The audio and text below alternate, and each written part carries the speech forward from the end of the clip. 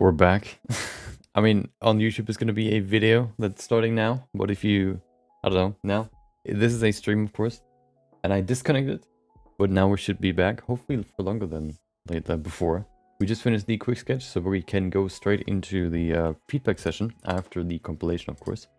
So, hold on, I need to just quickly post on Discord that we're back. Stream is back up. There you go.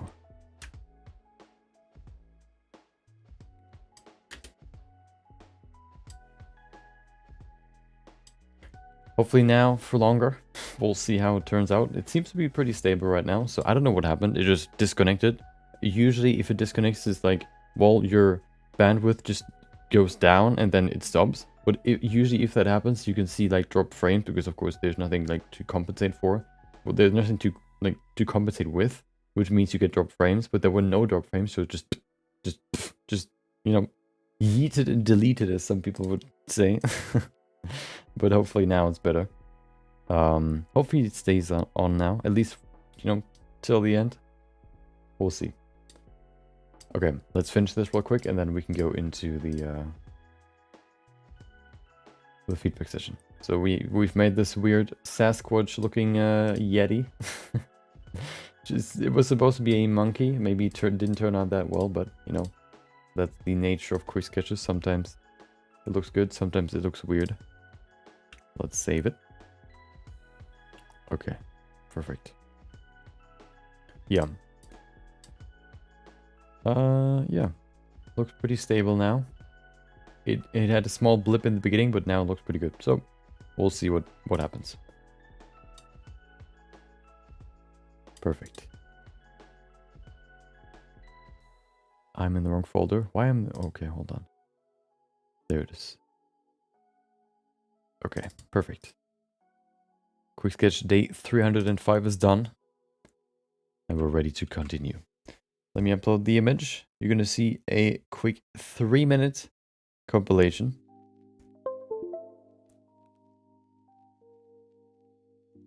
Oh. Yeah. 3-minute compilation, and then we're going to go to the feedback session. There you go. Hey, I'm streaming. Welcome back, Zachary. I don't know what happened. It just disconnected for some reason. Like, just gone. I don't know why. I had no drop frames, no like bandwidth, like problems. It just, you know, just decided to stop for some reason. I don't know why. But hopefully now it's, you know, it's staying on. Usually that's not the case, but let's not jinx anything. You know, we've been jinxing a lot last week, so let's not do that this week.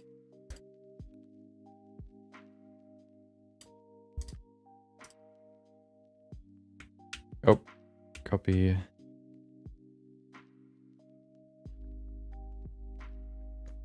Maybe it was a hacker, maybe. Maybe it was the Yeti angry at me, using its power to destroy my Discord. I mean, my OBS. Maybe, could all be. Okay. Mess with the best, die like the rest. I never heard that saying actually. Is that from like a movie or something? Never heard that before. Okay.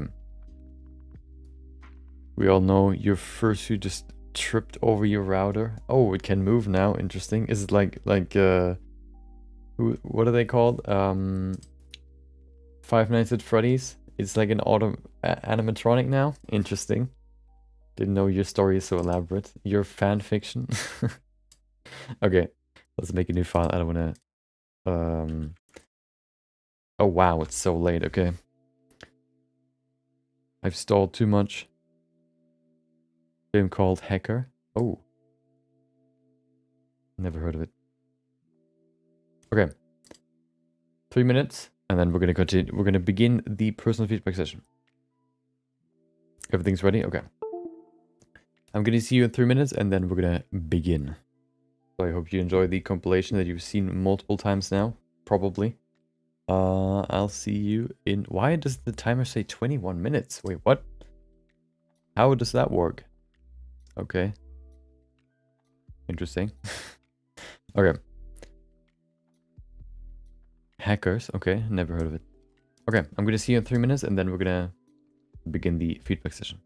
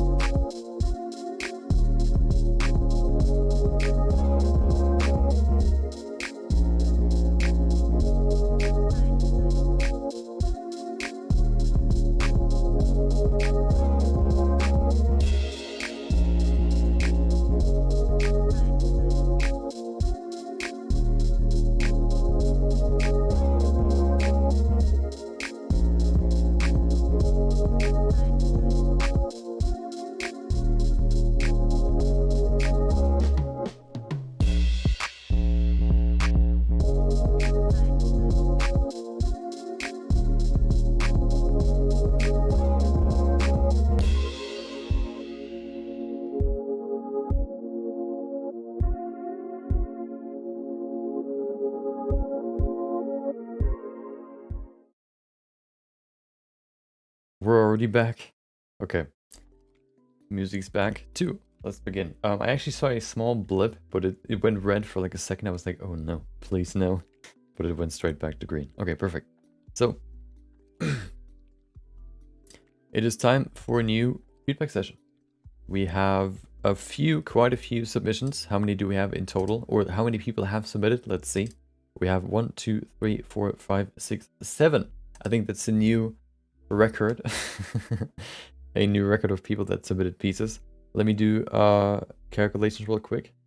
Oh, there you go. So we have 120 minutes divided by 7. How much is that? Exactly. 17.142857149 minutes. That's how much I can we're gonna be at everyone. So let's just quickly talk about how we usually do this. Feedback session means you can go into the Discord, which is right here. You can join the Discord on YouTube. There's a link in the description. You can also type !Discord to get the link, the invite link. You can post in the personal feedback session your pieces that you want to get feedback on. There you go. And we start from the top. This was the first new submitted piece. Then we had the ones from last week, or 2 weeks ago. Yeah, you can post your pieces in there. Best is also to kind of state a little bit what you want to get feedback on, or what your plan was for this project. So for example, like, hey, I wanted to do some, like, wanted to do realistic scope, realistic model. I wanted to create a realistic model, or I wanted to do, I don't know, I wanted to do a stylized piece. I wanted to do, you know, I wanted to focus on the pores of the face, for example. I wanted to do, you know, look at my animation or whatever. To just kind of, if you clarified it, I can kind of give you more pinpointed advice that might help you a little bit more. Or if you don't do that, then I'm just gonna, you know, go very broad, you know, depends on what you want to get. That's your feedback. The person that posted, or well, the order is basically the order that has been posted. But if somebody posts two pieces, so like Zaro, for example, he or they posted two pieces, this hand, and then also this character. We're gonna do both at this, like both after another. So we're gonna cover each person in order as how they posted. But if somebody posted like later and posted another image later, we're gonna push that ahead so we can cover one person first and then go to the next one, rather than switching between people. Yeah, basically. Which also means though, if you post multiple, we're gonna separate, or we're gonna give each piece the same amount of time. So if you post two and we have 70 minutes to cover both, we're gonna cover each one for 8.5 minutes. That's basically how we're gonna do it. So it doesn't, well, you know, you could post in the first second after the last or after this feedback session. But if you post, you know, you might post like a random image and then you post the one that you want to get feedback on. Well, you're only going to get 50% of that time for the actual image that you want to get feedback on. So you kind of have to decide, you know, what you want to do. But, you know, yeah, so we have two pieces for Zara. We have one piece for Spirits. We have two pieces for Crow. We have one for Ceres, Hustler. And there was one more, which, oh, Barker and also Passion. Those are the submissions.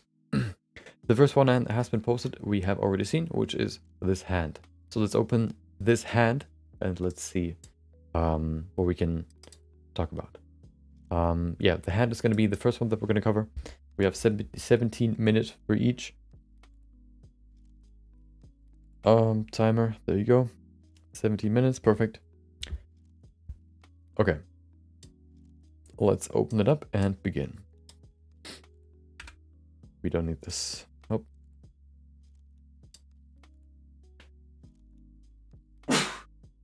Excuse me. Okay.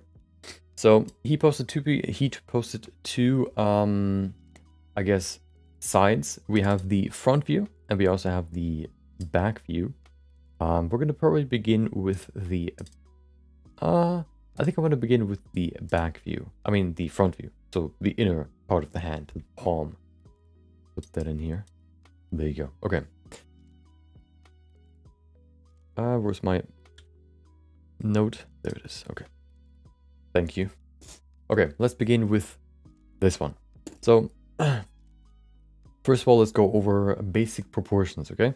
First of all, you know, a hand looks like this. If you didn't know, basic proportions is 50% wrist to beginning of fingers, 50% basically from the knuckles here to the tip of the finger. So this whole length is basically divided in the middle by finger and I guess back of hand, or whatever you want to call this middle thing here.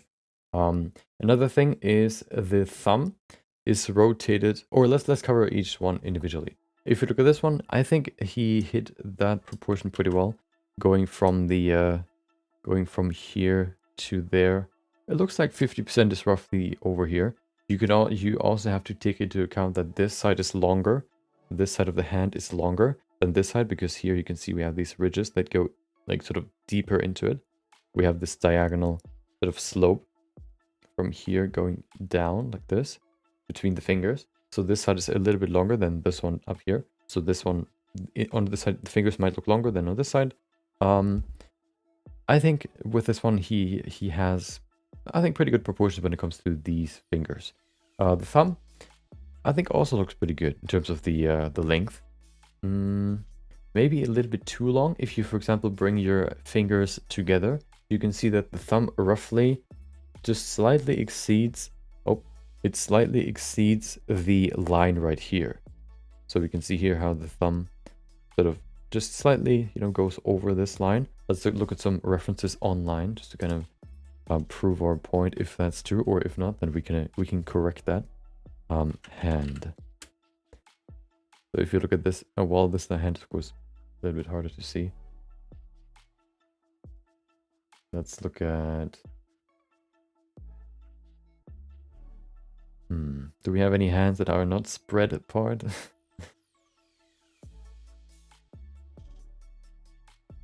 But in general, even if we kind of just do it mentally, we can see here for her, for example, you could say, well, those are kids, so it's a little bit different. For her still, you can see the thumb just kind of is a little bit exceeds this line right here. Here, if we bring this thumb over here, you can kind of guess. This might be actually longer than, you know, my fingers. So it can probably be a little bit longer too. If you bring this one into the middle, maybe a little bit shorter could be good. I think right now, especially like if we kind of think where the thumb begins and where it ends. So this is the beginning of the thumb. You would have one bone that is right here. You would have the other bone that is right there. I think, generally speaking, the last bone in every finger is the shortest. The first bone in every finger is the longest. Let's look at that in here. You can see for this, for example, you can see how, of course, this is the palm bone. Those are the palm bones right here. See how those are the palm. Those are the palms. Then we have the first bone of the finger. We have the second bone of the finger, and then we have the last bone. The last bone is always the shortest one. The first one is always the longest. And then, you know, the middle bone is somewhere in the middle. I think there's like a certain formula for it, like 2/3 equals, like the middle bone is 2/3 as long as the first bone, and the last bone as 2/3 as long as the middle bone, if I remember correctly. So that's a good thing how you can keep the finger length in mind. Looking at the image here, you can see how this bone is roughly this long, and then this bone is like that long. Looking at the reference again, you can see how this bone here is roughly, you know, is definitely longer than the tip of, or the last thumb bone. So I think you can at least move this line here and the knuckle that is, I think, somewhere over here, a little bit more up to make the thumb tip a little bit shorter and give this thumb or this bone a little bit more room. The latest video that I threw new device, and I have changed a lot on the mask on the car that can be seen. Okay, we're gonna look at that when we get to yours. So yeah, that's the first one. Kind of looking at the bone lengths, especially for the thumb. One thing I actually myself have trouble with sometimes is the thumb position. One rule for the thumb position that is actually pretty important and pretty simple to recognize is if you look at the thumb and you look at the rotation, we talked about it before. Looking at the thumb like this, for example, you can see how these fingers, looking at the fingernail as, let's say, their finger normal, they point upwards. See how the fingernail points upwards here. Same for this one, same for this one, same for this one. See? But then the thumb points to the side. So in general, on average, the thumb has a rotation that is 90-degree different than all the other fingers. So it has like a 90-degree rotation compared to all the other fingers. You can't really see that in here. Let's see if we can see it in the other image. Yeah, I think it looks pretty good in terms of rotation. Looking at my own hand, let's use this one to compare the two. I think the rotation looks pretty good. It's not like it's pointing to us. I think it's pretty good. Yeah, I think this is okay. So yeah, just another thing to keep in mind. Yeah. One thing that kind of stuck out to me when I looked at it is this finger. There you go. This finger right here. This finger stuck out to me because of its rotation. Generally speaking, if you close and open your hand, you have a certain like anchor point here in the middle of your palm where all the fingers kind of go to, let's say. So all the fingers, they don't just like go well, Well, if you compare this finger, for example, let's just bring this finger down to the palm. You can see how it just kind of goes straight from here downwards, goes into the middle like this. But if you compare it to this finger right here, you can see how it, if we spread the fingers, especially if we spread the fingers apart, how it kind of goes into the middle. You can't really rotate it outwards. It doesn't just go straight down like this, it kind of goes into the middle of the palm. And that is because of the sinews, I think they're called, in the hand. It's basically the thing that stretches or that pulls the fingers together, that curls them up. If we look at hand muscles, we can see why that is, because they're getting pulled from here. This is basically where all the sinews, let's call them, meet, and then they spread out to the different fingers, as you can see here. See how they spread up into the different fingers, and that's of course also where they're getting pulled to. So they're getting pulled in this direction, in this direction, in this direction, and in this direction. So the middle finger just goes straight down, then the outer two fingers kind of go diagonally into the middle. The tendons, yeah, exactly. That's what you can see here a little bit as the problem, you could say. This one has like a slight outward rotation. You can especially see it in this image. See how it kind of, looking at my hand, how it, I try to do the same, but you can see, you can't really see the tip on this side here, because it always rotates inwards. I can't really, let me see if I can bend it that way. I can't. You know, it's not possible. Bringing this finger a little bit more into the center can help. I think that could be because you've used, what is it called? The pose tool in the scope mode. I think a better way to do it would be to use the, like bones, for example, because bones have a set, rotation axis on which they rotate. And if you set them up the right way, they will always sort of rotate the same way. With the pose tool, the problem is that they, that with every rotation you do, with every rotation of your camera, you change the rotation angle, which can lead to something like this, where you slightly just rotate your camera outwards, looking at your sculpt, which then immediately changes the way it rotates the finger. It's pretty simple to fix, just to kind of, look from up top and just rotate it inwards. But it's something to be aware of. You got some sexy hands. Ooh. Okay. Yeah, that was one thing that stuck out to me. The other ones look pretty good. Of course, these ones are stretched, so you don't really see any rotations. I think, but these ones shouldn't be a big problem. I think especially the small pinky, and then this one could be a problem when it comes to rotations. One thing that kind of stuck out to me is this area right here. Something, I think there's like a little bit of volume missing. Somewhere 20 degrees to the palm. Do you mean from the tip 20 degrees into the middle? Oh, you mean like from here to, could be. I don't know what the actual degrees are. There's something here that I'm kind of missing. Maybe that's just me. But if you look at my hand, let's look at this one. So one thing that you can see is this palm here, which you have here. That's good. This is basically, so the thumb connects to this muscle right here, to this muscle that goes to this finger. To pull it this way, you can see how it gets tense here. It's very, very dense and very tense. Very dense and tense. And then you can also see from this side, if you move your thumb inwards, you can see that it has to be connected here, of course, for the thumb bone, and then also somewhere over here. So there's a muscle that goes from here over there to pull the thumb in this direction. So you have this direction, then you also have this direction. So why is this here? Because it connects from this bone to this bone, basically like this. If you look at the anatomy, and we go to, this is, you can see here, this is the muscle, the flexor pollicis brevis, I would say.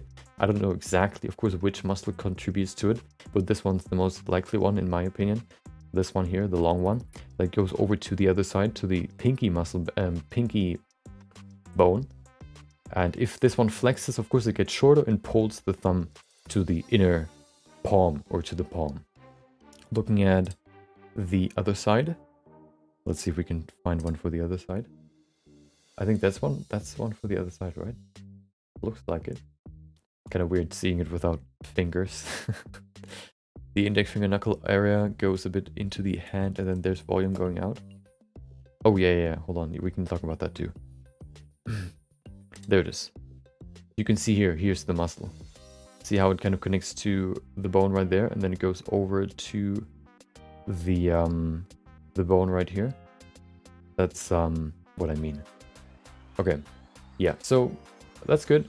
I think that this area is pretty good. Maybe you can just add a little bit more here to make it a little bit rounder, but that could just also be, I don't know. Yeah, maybe a little bit, because you have like a knuckle right here that you can see in here, for example, that could just push out the volume just a little bit. Those are maybe just smaller details though. Let's get rid of all this. Hold on. There you go. When folded in a... oh, hold on. Oh, yeah. When you do it like this. Yeah. Let's go to the... the problem is we don't really have an image where we can see it like this, or maybe like this. The shadows don't really show us the structure right here, for example. One thing to keep in mind, of course, is that if we look at the hand muscles, you can see how we have muscles in between these bones here. So there's a bone right here, there's a bone right there, and then in between those we have muscles, I guess, just to kind of give them some more, I guess, stability, you know, and keep them together. I think they also have different, there you go, those muscles. Are they? No, those are not the ones that I mean. But those are still in that area. But then you can see they connect to the bones, which means there's like a space in between where there's just like, you know, nothing basically. Looking at this one, for example, there's like a certain space where there's no muscle, and then it kind of tapers or slopes off down into this side here. It's hard to see. What I wanted to show you is like the diagonal from the knuckle up here to down here. There's like a diagonal that you can draw like this. You can also just look at your own hand, I guess. I think it's pretty obvious if you look at it, what I mean. That you can't really see here. I think there is one. It looks pretty round right now. So what I see is like a shadow that goes like this. I think what it should do is something more like this. So it could be that you can make this just a little bit deeper. Let's look at some hand sculpt ZBrush just to make it HD. There you go. This one, let's use this one. You can see here how you have these deep creases right here between the fingers. You can see here's the knuckle, here it gets sort of thinner. Here you can see this deep slope basically. Not to say that this is a perfect, well, it looks pretty realistic, of course. Maybe not perfectly, but it looks pretty good. And I think we could use this one, for example, as an example for what I mean. Let's go to the finger shape. I think the finger shape is okay. I think it works quite well. So what I wanted to look at for the finger shape, in general, looking at what a finger bone shape looks like. Do we have bones here? Where's my bone? Come on.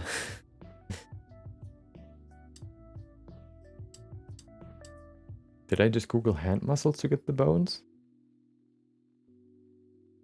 There it is. If we look at the hand bone structure, you can see how the bones look like, well, look basically like comic bones. Comic bones always look like they have these big sort of big butts, let's call them, big butts on either end, and then you have this small you know, connection, I guess, in the middle.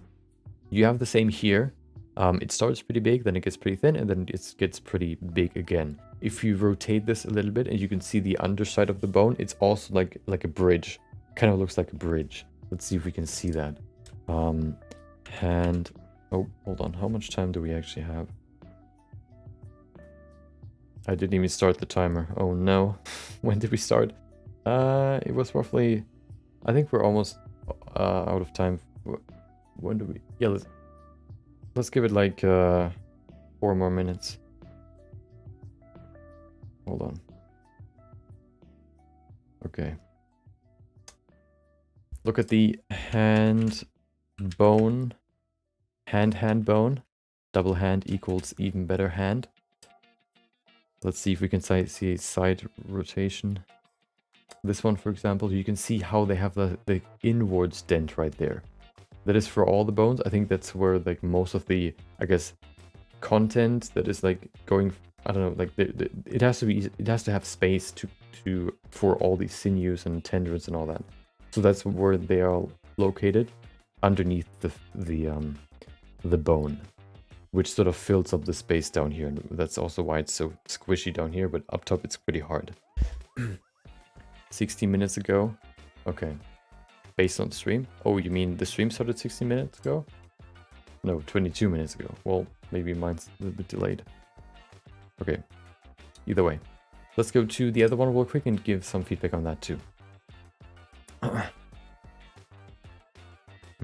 Oh, what I wanted to say about that is that basically then you can basically the finger shape is somewhat like this then, where you can see that the knuckles are a little bit wider and then it gets thinner in the middle, and then it gets a little bit wider here too.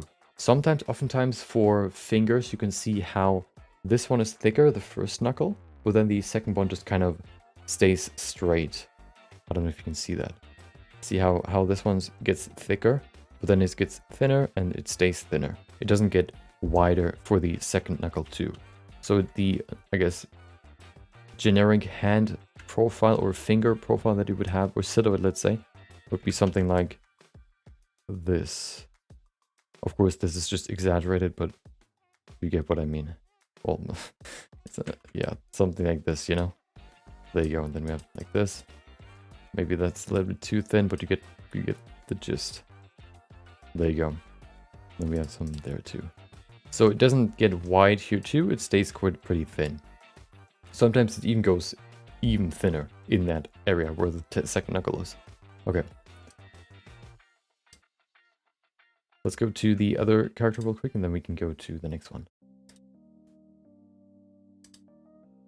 So for this one, he made a new character. We can see the new character. Okay.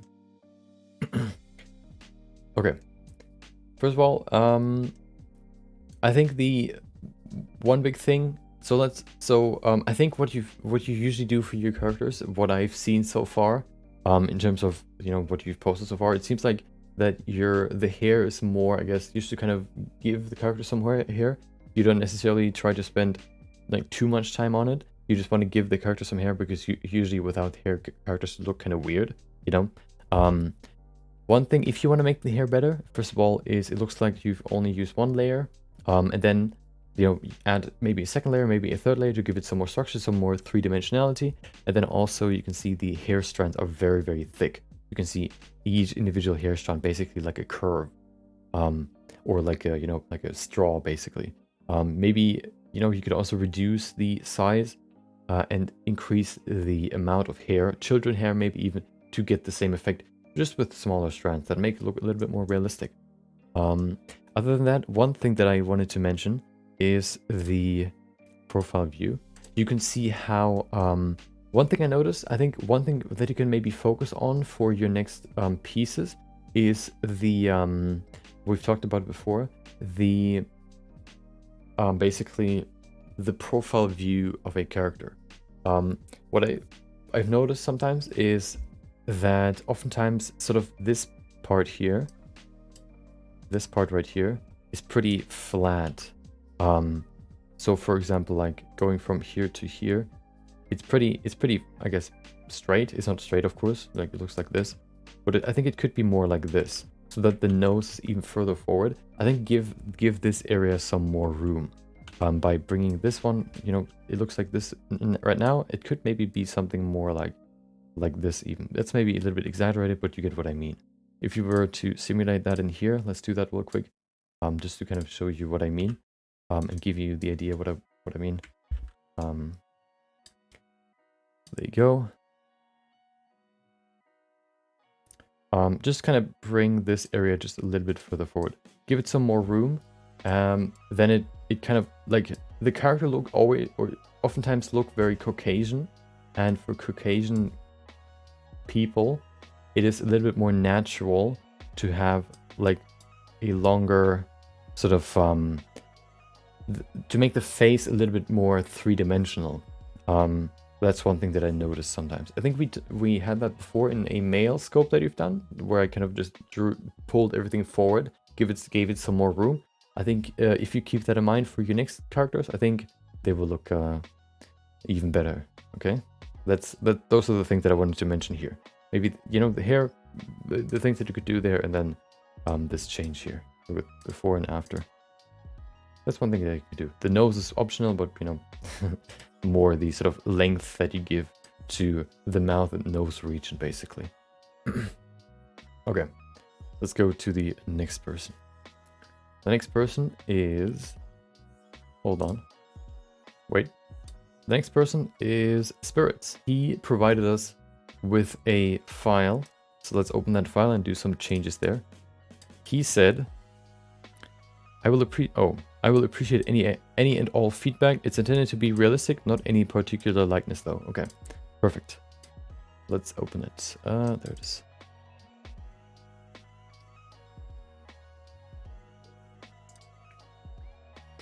Okay, so this is his sculpt. He also posted it as an image, but of course, if we have a model, then we're gonna work with that one. Oh, let me set this up real quick. I guess that works. There you go. Of course, if we get files, I can, you know, save those changes and then give you the file back so you can look at them later. So if you provide files, of course, you might, you know, get more value out of these feedback sessions because you can, you know, look at them, look at the files afterwards. I will also now just quickly sculpt. Interesting. Let's go in here. I will duplicate this so we can compare the two. There you go. What is this? Eyes. Perfect.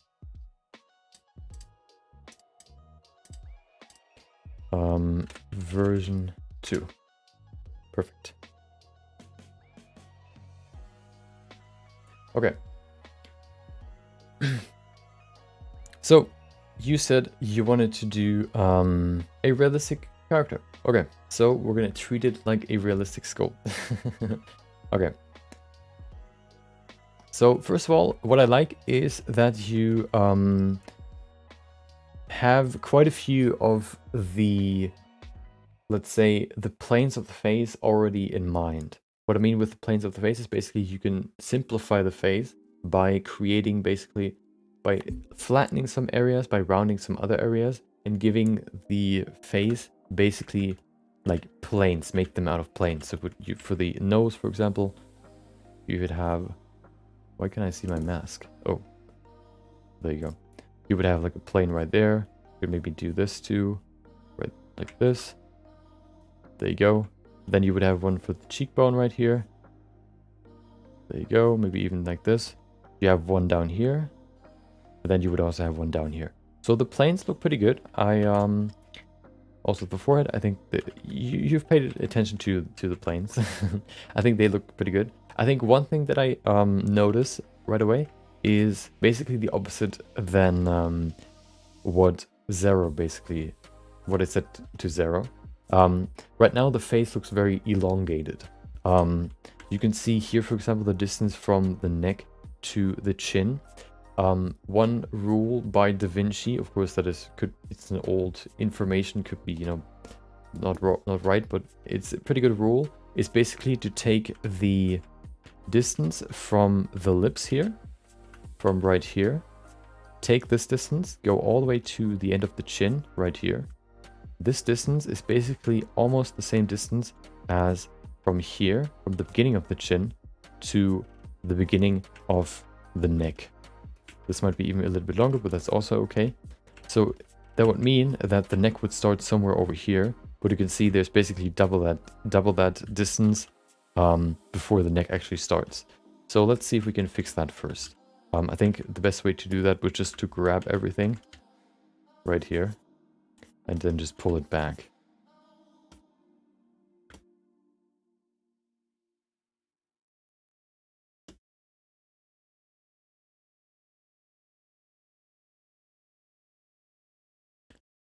There you go.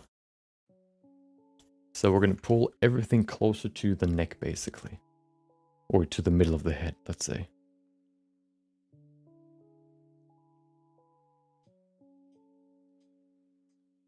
Or re-bring the neck closer to the head, let's say that. I forgot some faces there. Where are the settings? I need brush settings. Oh no.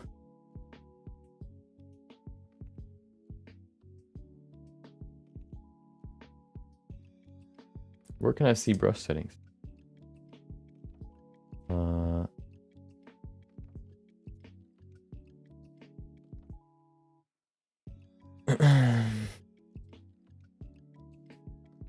Properties.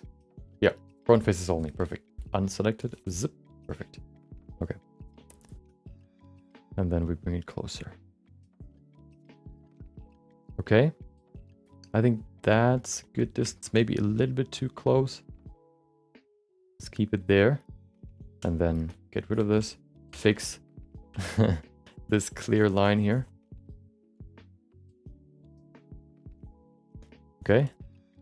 So we've first of all changed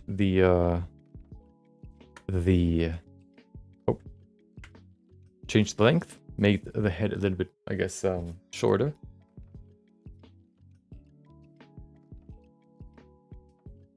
Perfect. And then we also want to bring the neck a little bit more forward. So let's bring it forward there. Here we go. Of course, if it's like a male sculpt, for example, males usually have longer or wider necks than females, for example. So we can bring it a little bit further forward. Let's give it maybe this much, maybe even a little bit more. I think that's okay so far. Okay. Okay. Another thing that is pretty common actually is... Wait, why does my camera look so weird? Maybe that's just me. Although, I don't know. I'm going to keep it there for now. Another thing is the position of the nose. I mean, the ear looks pretty good in terms of the height. You can see it starts roughly where the nose ends, and it roughly ends up top where the eyelid ends. I think that's pretty good. One thing to keep in mind is the eyes on average are somewhere around the middle of the head. So if you have the beginning right there and then the middle, I mean the end right here. Do we actually have a measuring tape here? Let's see, let's be exact. No, we don't. Okay, well, if we kind of look at it, I think they're a little bit higher. That's okay. If you want to make, for example, male characters, it sometimes helps to bring the eyes a little bit higher. That can make them look a little bit more masculine. If we bring them lower, let's see what it looks like. I think it will help with this one. Right now it kind of looks like there's a lot of room from here to here. I think we can compensate a little bit by bringing the eyes a little bit lower. I want to switch to... Oh, 85, nice. I just use a plane in the background and divide it in half. Yeah, that works too. However you want to do it. I usually just do it, like, I just eye it and see if it, looks good. Okay, so we bring this down. There you go. Which also means that the forehead gets quite big. We can go look into that later. Let me go to the eyes. Of course, for some reason, 3.0 has different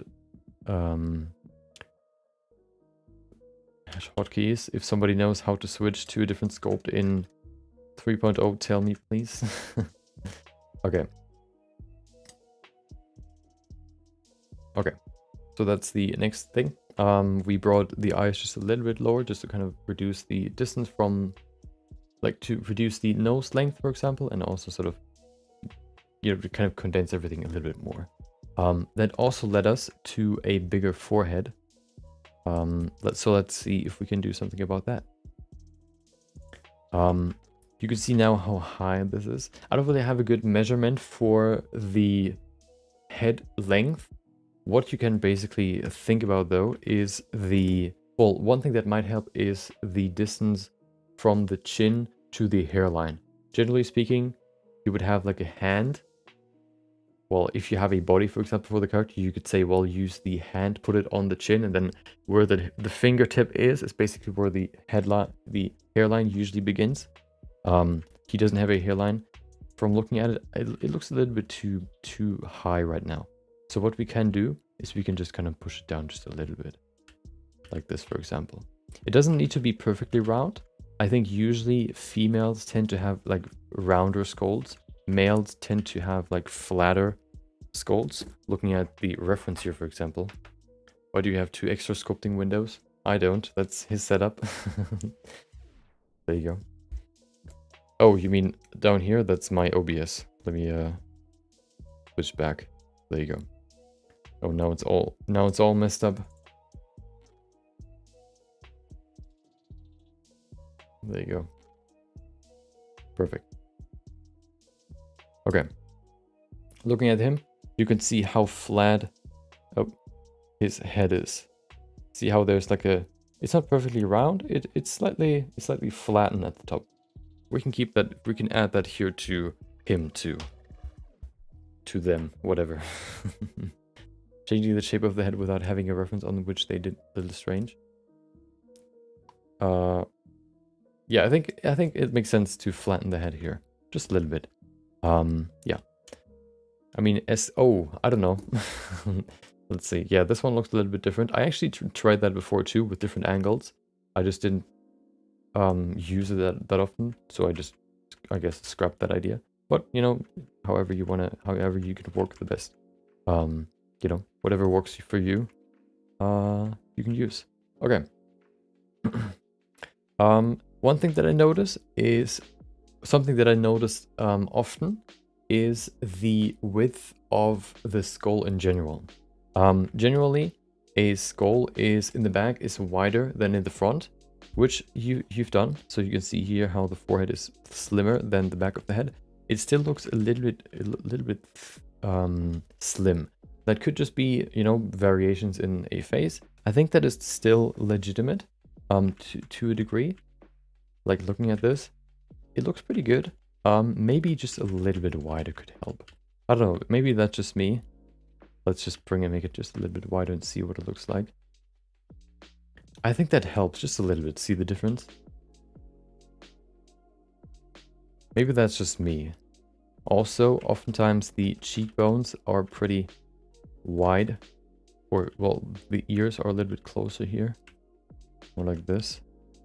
Yeah, like that. I don't know. It just, for some reason, I like it more. Okay. Yeah. One thing you need to keep in mind is you can still see the size of the head, but you don't necessarily see this bone right here. There's a clear, of course, you can see here. The skull shape is that you have a bone right here, and then the cheekbone that goes to the back. You have a clear like hole right here. So this hole gets filled by muscles that originate from here and go spread out all the way over to here. Basically, the muscle fills this hole right here, which means that you don't necessarily see this bone anymore. You might see like the plane if you have a certain reflection, but right now it kind of looks like you have like a small ridge right here. Maybe smoothing that out a little bit can help. Oh no, another person that uses pressure-based size. Maybe that's just me. Maybe I'm the weird one. I don't really like to use pressure-based or pressure-based size because it always like confuses me, because I like to look at the brush cursor size to see how big my brush is, and that kind of destroys that, I guess, function. There you go. Okay. Okay. Maybe he had such an option. Maybe. Skinny man for 40. Okay. One thing. Let's see. One thing that I noticed is the eye position. You have people with big noses. You have people, you know, with small noses. An average rule for the eye position, especially the, let's look at the eye size. If you have problems with where to place the eyes, let's say like height-wise, if you have problems where to place the eyes height-wise, put them on in the middle of the head or in the middle of the skull. We did them, I think we put them a little bit higher, but you just place them in the middle of the skull and then you're good. If you don't know where to place them, like where you were to place the inner corner of the mouth, the inner corner of the eye, and then the outer corner of the eye, you can use 2 lines to determine that. First of all, take the outer part of the nose and draw upwards, draw a straight line upwards. That is generally, on average, where the inner corner of the eye begins. And then if you go to the lip, go here in the middle, and you draw from here to, let's use the, where's my line? There it is. If we use the line, we can draw a line from here through the outer, like the nostril, all the way to the end, and that's roughly where the eye ends. It can be a little bit further inwards, but that's just, you know, like the average rule. So what I think can help here is to kind of bring the inner corner of the eye a little bit further inwards. Let's do that. Of course, that would kind of, I guess, destroy the position of the eye in the eye socket right now, but we can look at that afterwards. You could, of course, also say, well, the nose could be thinner. But if you want to keep the nose size, I think the nose size isn't necessarily like too big. It would look something more like this. Neck too thick on the Y. You mean like this? I think that's also because the neck is too thin on the X right now. Okay, this looks kind of weird right now. Probably because of the eye. Also, generally, the inner corner of the eye is pretty deep, actually. So we can probably bring it a little bit further in. Generally, it's roughly on the same height as the outer corner. Maybe a little bit further forward. There you go. And then we can maybe bring this one a little bit further forward and then to the side. There you go. Okay, so let's change the eye. For the eye size, we can use, we can basically say, look at the head width. 5 eyes fit into the head width. So 5 eyes on average equals the head width. This way you can determine the eye size. And also in between both eyes fits one more eye, basically. Oh, wait. There you go. That's more comfortable for me. Let's see. Now they're quite far apart. It could just, you know, because of the nose, of course.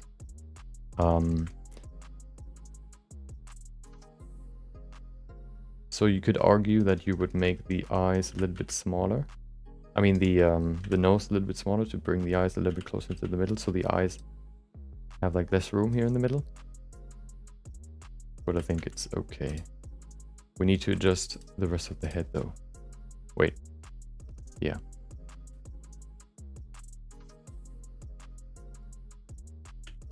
So you can see there's not that much space here. I think we can make it a little bit wider. To give it some more room, maybe even bring it forward a little bit. There you go, so we have some more room here. Now it looks very wide. Maybe bring it in a little bit. I think if you have very big noses, generally the inner corner is a little bit further in the middle. Of course, it doesn't like fully adapt to the nose. Let's look at some people with big noses. Big nose. And see if it still lines up. Wow, side view doesn't really help. Come on.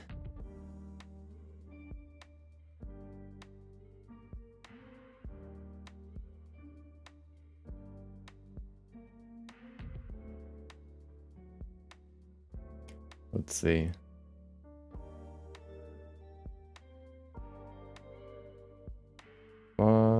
So for him, for example, you can see if we draw the line, you can see that the eye is further in the middle. Here, you can see the nose is wider than the corner, so we can probably bring them back into the middle a little bit, like maybe that much. There you go. Okay. A few more things. I think what you can look at to improve this as well We talked about it before. Fat pads. So basically, let's sculpt in a few to give you an idea what I mean. There's a big fat pad coming from the nose, and then going down here, covering this sort of space here, covering the cheekbone right there, and then going down like this.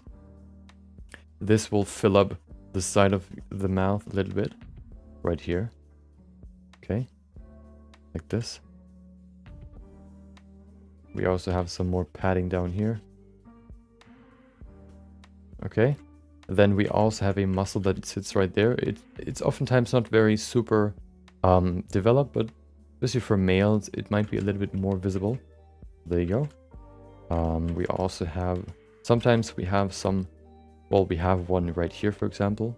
This one often also is more of a characteristic, whether it's more developed or not. For example, for the female, like for the characters in Arcane, they're oftentimes very developed, like Jinx or Caitlyn.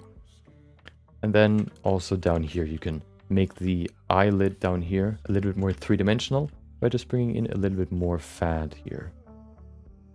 You can see oftentimes people have like saggy eyes, or they have like fat pads that sag down.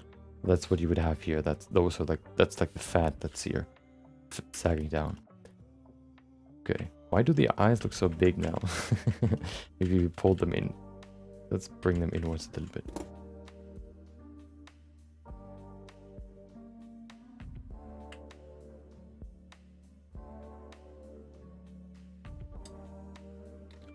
Okay. Yeah, I think those are the things that will change your sculpt the most.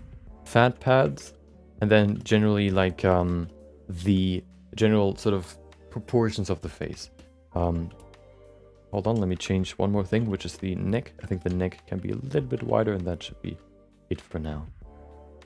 There you go, just a little bit. Okay. Let's look at the before and after. So we have number 1. Let's look at the number 2. Let's create 2 collections here. 1 and 2. We have, there's 1, then we have 2. So we have number, oh, hold on, I need to, oh no.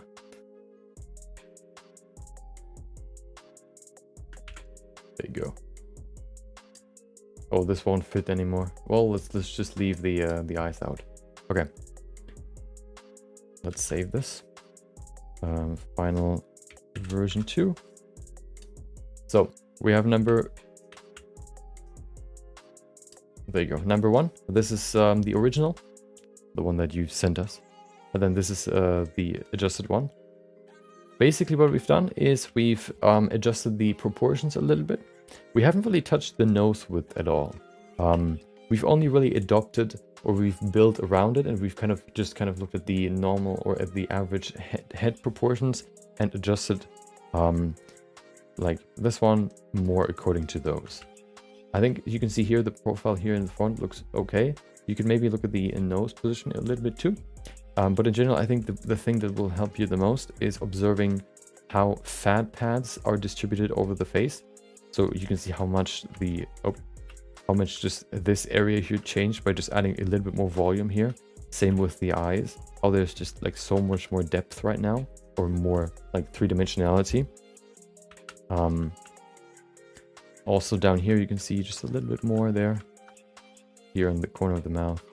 And then just in general, like the proportions, the neck, for example, like the length here, or the neck width in general, stuff like that. Yeah, I think those are things that you can look at for the future. Or if you want to improve this, of course, you can do that too. Okay, next one. Next one is by Crow. Crow sent 2 pieces, and he said he posted a new version, which is right here. That's just an image. Did he post another one? Somewhere over here. Nogi's bottle is actually filled with vodka. Nobody knows. Maybe. Nope. He said he will post it, but maybe he hasn't yet. Okay. Let's just work with what we already have. So he gave us some videos. He gave us animations. So let's look at those. He also had some comments, what we can, what he wants to get feedback on. Let's go with the first one first, the mask. I think that's the final version. You can see here. There you go. You can see how it built itself up, and then it creates this armor. He said it's not supposed to be like an energy shield, it's more supposed to be like a, you know, like the Spider-Man suit that's sort of building over the body and creating like this layer of protection. I think that's more what he had in mind. Okay. LIT lit. I like the design. I like the you know, the general design. I like it. I like the hard surface modeling. Looks pretty good too. One thing that that you could think about is detailing the hard surface modeling a little bit. There's a principle in design when it comes to not only drawing but also like designing anything. Basically like spacing out different things or proportions when you design something. Especially for armor, for example. Let's look at the Doom guy. The principle is basically to separate pieces into thirds. What I mean by that is, let's see, let's use this one. So what I mean is, you have one area where you want to, like you create an area where you want to design it in. This area will be divided into 2/3 and 1/3. 2/3 is basically just like a pretty simple design, and then 1/3 will be covered by smaller details, and then you can even divide this smaller detail area into even smaller 2/3 and 1/3, and then this small 1/3 is then again detailed with even smaller details. If you want to bring that in here, for example, you can see the front plate, for example, is generally pretty flat and doesn't have like super many details. But then in some areas, you could argue like, you know, like one third of this plate is covered. Oh, there you go. You can see here this front plate is basically flat, and then maybe like 1/3 or maybe a little bit more, maybe a little bit less, depending on how you want to separate it. You can see that some areas have smaller details, and then you could say maybe this bump right here is one big detail, and then you can say maybe you can separate this bump even more and say, well, we've added some more detail to this bump and add these slits in here, these whatever you want to call them. So you would have this big plate, then you separate it into smaller pieces that add some more detail, and then you can separate it even more to add even smaller details. Looking at this one here, for example, you have one big plate here. You have then, well, you can maybe argue this one is part of the detail, or you could say, well, we have 2/3 right here. That is just a little bit more detail. If you would basically do this here, if you would add all these smaller details all over the armor, it would be too much and you wouldn't really be able to see the general, I guess, form of the character anymore. Too many details basically obscure the shape and make it look a little bit, I guess, confusing. You can't really make up the shape of the character or the look of the character that easily. Basically like a strategy to make it look very simple. What you can do here, for example, is you could think about like, well, this mask here, for example, looks pretty simple.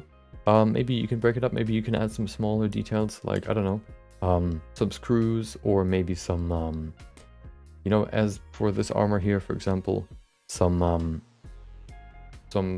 don't know, vents or whatever, just to kind of give the whole thing a little bit more detail. Right now it looks pretty flat. I think what you've like added helps with the overall structure and adds some more interesting bits. But I think you can maybe do a little bit more, maybe even with texturing, maybe adding some, I don't know, carbon here to the beak or whatever. Just give it a, you know, a little bit more variation maybe. But let's look at the actual animation. Let's see what he said to when he posted it.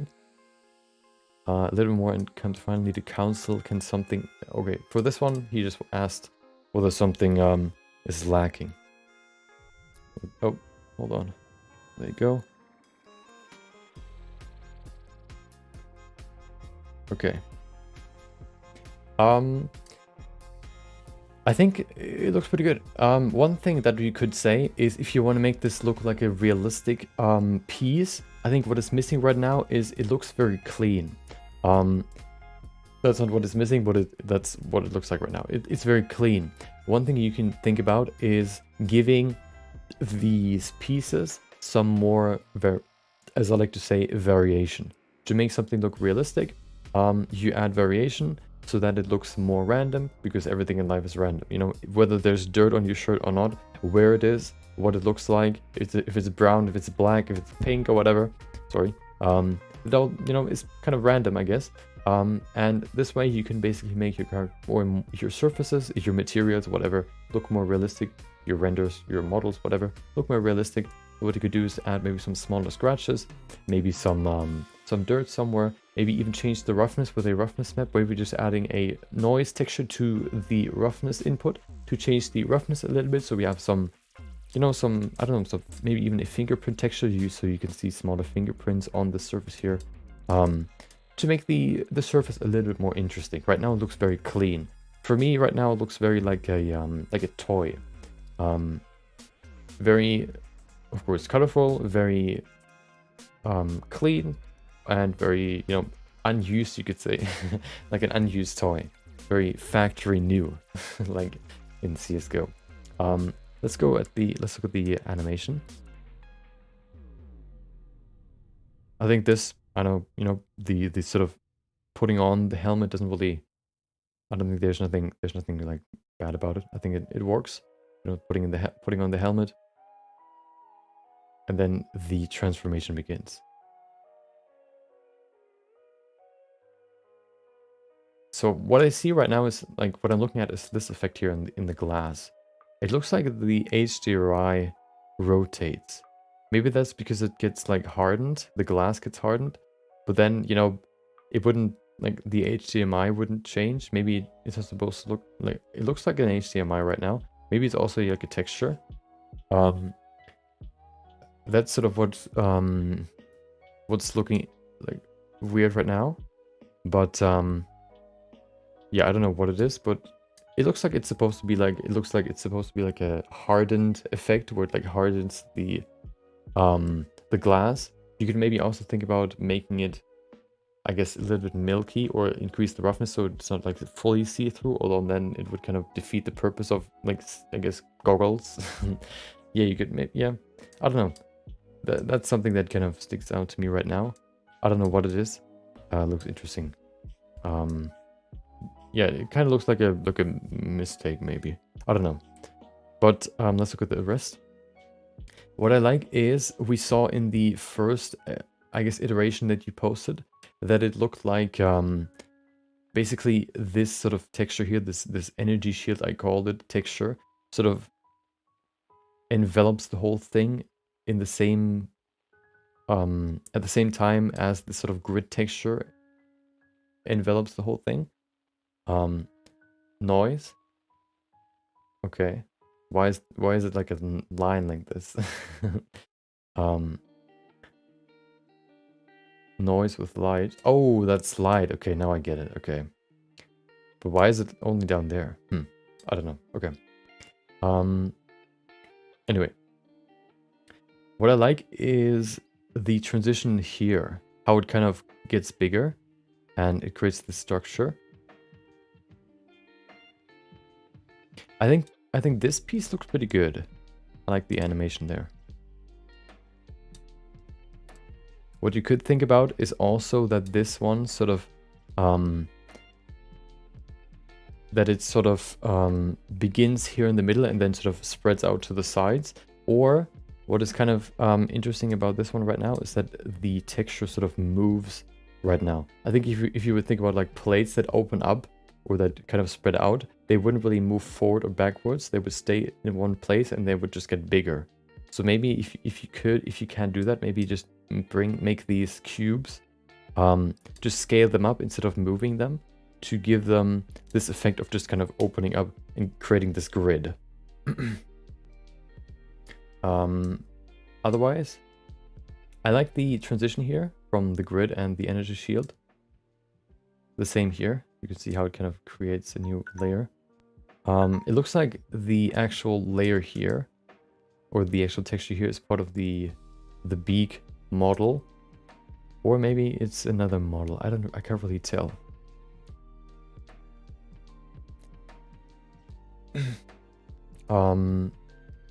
It looks like it's part of the same model. Maybe you could think about doing the same that you've done here, basically creating a second layer of a model on top of the original one, so it has like a 3D effect, where it basically where it's actually like a new layer building on top of the first one, and not just kind of changing the surface itself.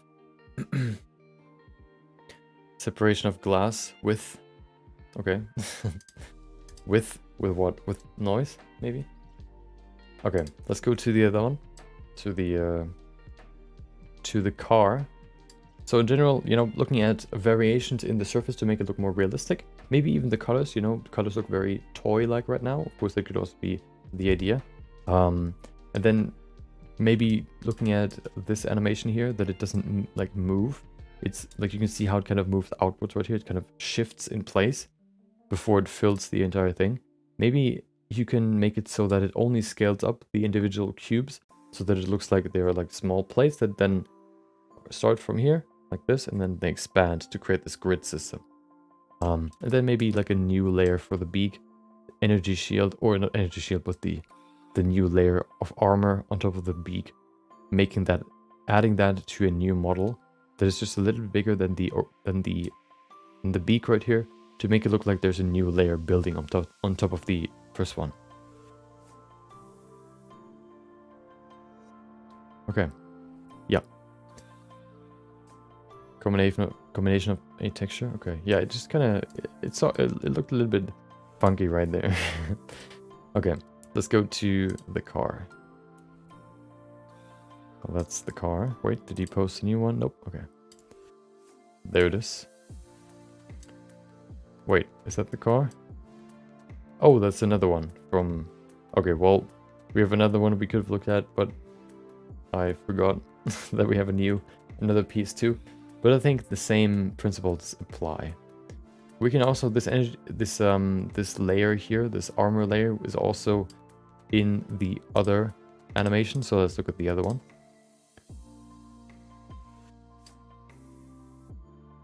There it is. 2-1. I think that's the newest one. Nope, that's the old one. Let's grab the new one. There it is. Okay. Oh. Oh no. What? Oh my god. I opened the other version of Blender for some reason. Okay. You can see he first of all, in the first animation you just saw the car standing and then, you know, doing its animation, but in this one here it actually moves. So you can see how it moves through this environment, driving over the road, and then activating its shield, and also pulling out the tower and then putting it back in. Okay. Hold on, let me close Photoshop. Where are you? Come on. It's hidden. Maybe it just doesn't open at all. Okay. Okay. So, in general, I think what can make this scene way, way better are two things. Let's say three things I want to focus on. The first thing is the camera movement. Oftentimes with of course, you could argue, well, you want to focus on the animation, so you don't want to have like a lot of movement to kind of obscure the movement, or to kind of obscure, or I guess, what is it, distract from the animation. But if you want to make this like super like cinematic, you could think about adding some more cinematic, I guess, camera, shots into the scene to make it look a little bit more, yeah, cinematic basically. What I mean by that is basically switching maybe between basically like going close to the car, staying further away, seeing it come to the car, I mean to come to the camera, maybe even driving over the camera, maybe, I don't know, following the car again, then, I don't know, you know, there are so many different ones. You can just go through, go to YouTube and look at some car chases, for example, in movies. If you want to do that, make it look more dynamic and also faster. For example, one interesting fact about movies is that they oftentimes, when they drive and shoot their scenes, they're actually not that fast. They're actually pretty slow if they shoot.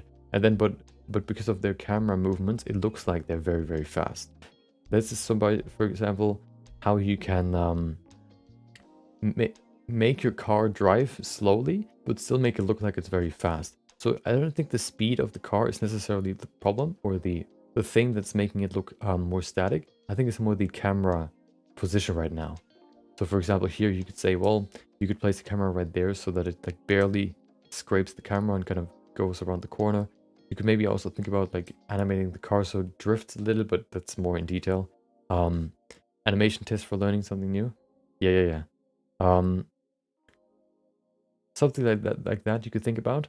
Another thing is the lighting. That's the second one that I want to think about. For lighting, it's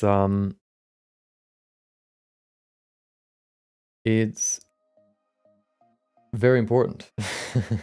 Of course, you could again argue, well, I want you to see the cars so you can see the animation of everything. So if that's, you know, more of your idea, so that you can see like how the shield or the armor envelops the car, and then you can see the tower erecting, then of course it might be, you know, okay to have it like this bright. But I think just even changing some colors, making it a little bit darker, adding some glowiness to the scene, I think can help when you want to make this, for example, more cinematic. I did it, for example, for the thumbnail. Let's see if we can go into After Effects and do some small changes to make it look a little bit more cinematic. In After Effects, we have a cool effect, which is the fog glow, basically, but more responsive.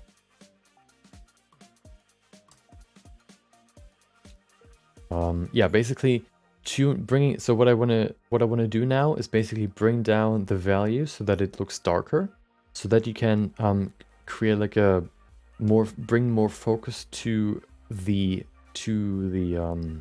car, so that you make it more, I guess, make it look more dynamic, add some more depth to the shot, and also be able to focus more on the car itself rather than, for example, the hills in the back. Okay. There you go. Let's open it up.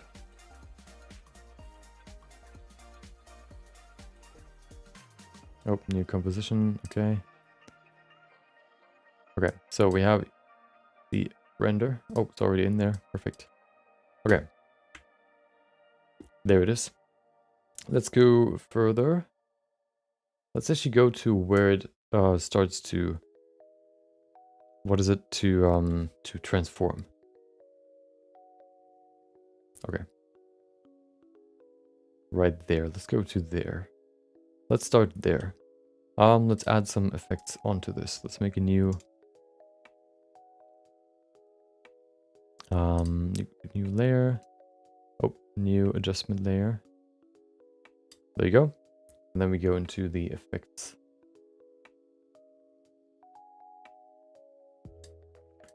It's called, I guess, curves. There you go. Put that on there. Curves, basically you have the same filter in the compositor in Blender. Curves basically mean the beginning here is black, the end is white, and you can, like, down here is black, down there's back here on the right is white, and up there is also white. So if you would take this point down here, which is currently at black. Okay, let's say it in a different way. For curves, the X value, so the graph that goes to the side, the axis that goes to the side is the current value, and up and down is how you want to modify it. So if you take this value here, which is at 0, 0, or black and black, and you pull it up, you can see everything gets brighter until it reaches white, of course. And to watch it later, okay. Yeah, well, I mean, you know, if you only have time for so much, then hope you enjoy the rest of your day. Thank you for joining. So which means we can, for example, say, well, it's pretty bright right now. Let's just take the mid values right here and push them down a little bit. To make it a little bit darker, add a more night-like scene. You can see how we immediately get more focus on the car because the background is darker. You can see how the highlights of the car, like the lights, for example, stick out more, so your eye is more drawn to them. You can also say, well, let's make the highlights a little bit brighter. We can make another point right here. Just pull them up a little bit. That's maybe a little bit too much, so we can have to mix and match the two, like this, for example. And then we have another one, which is called, it's not shine, right? No, it's, what is it called again? Glow? Glow. You can see what glow does. It kind of makes, you know, bright areas glow a little bit more.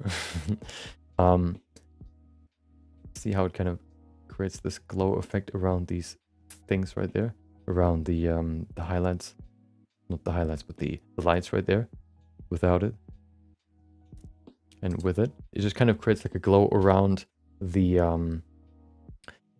lights to give them more power, make them actually look like they're sort of emitting color. You can also change the threshold to maybe include some of these values up here. Maybe even the energy shield if you want to, you know, make it glowing too, like this, which immediately, as you can see, brings more contrast into the scene, and it focuses more on, well, it's of course pretty bright right now. You would have to adjust the levels, but you kind of get what I mean. Now we have like this bright blue in the center. We have these not floodlights, but the lights of the car lighting up the road, giving you a focus point. Everything else is sort of dark and, you know, dark and not really interesting. Everything's like brown and dark. But then here you can see it kind of catches your eye because you can see it's like the bright spot in the middle that you can focus on. It's like the contrast between everything else. Yeah, you can do it in DaVinci. Yeah. That's one thing. You can also see how we can see, well, it's of course darker, so it's not necessarily like good to see the car. What you could consider though is to make it look more interesting is add some street lights, which basically then create like this this sequence of lights where it drives through, which highlights the car as it's driving through. So you would see like a light coming from here and going over the car, lighting it up, so you can see the structure of the car in that light, if you want to do that, for example, and keep it pretty dark this way.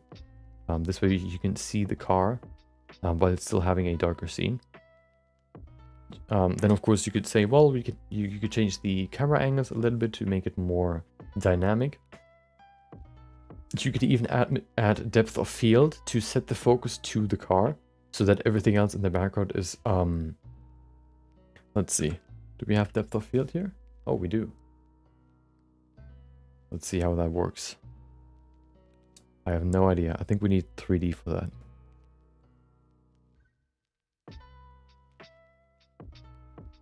Yeah, I don't know how that works. Well, let's not use that one. But yeah, depth of field to maybe even blur the background, add some lights to make it a little bit more interesting, add some, you know, some variation into the scene. Let's see if you had any more questions. Hold on. There you go. The other one. Hold on. There it is. Nope. Oh, you made another image to kind of reevaluate the light. This one is pretty good, I think. Just because, well, you have some more, you can maybe reduce the light in the background a little bit so you can focus on the car more. But I like the variation, first of all, on the ground. Then you can see some lights up top to create some interesting, like, light on the car. I think this one looks pretty good. Just maybe, you know, tuning down the background a little bit, maybe just making these lights a little bit darker, maybe these lights that are up top shining down maybe them a little bit brighter too, I mean darker too, so you can focus on the car more. Yeah. So it's either from the moon or surroundings. Yeah. Yeah, I think with some street lights and maybe tuning down the surrounding light can help in that scene too. Okay. Yeah. Let's go to the next one. Hope those tips were helpful. We don't need After Effects anymore.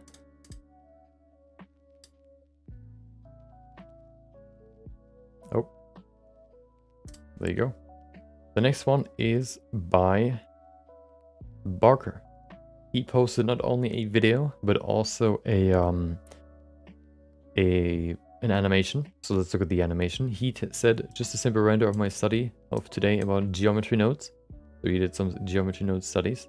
We can see some plants growing with out of the, I guess, ice maybe, or the ground, let's say.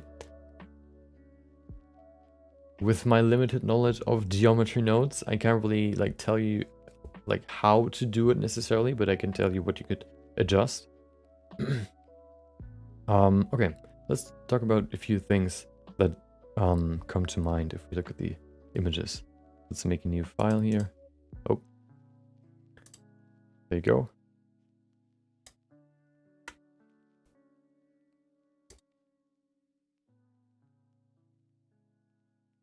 Okay. Oh.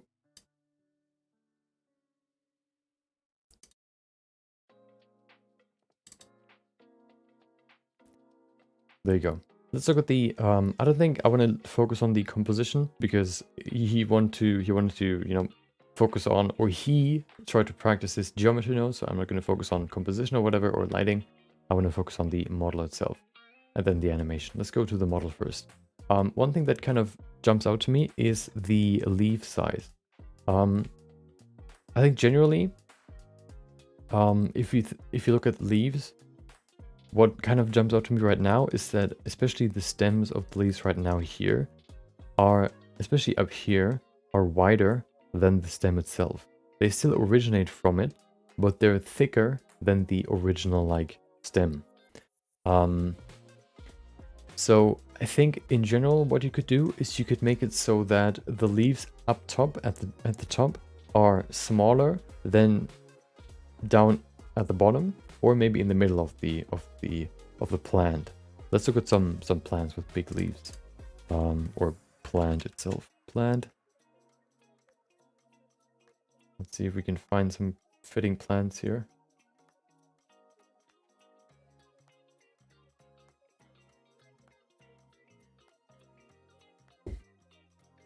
Tips were clear. Okay, nice. With this one, maybe you could see it.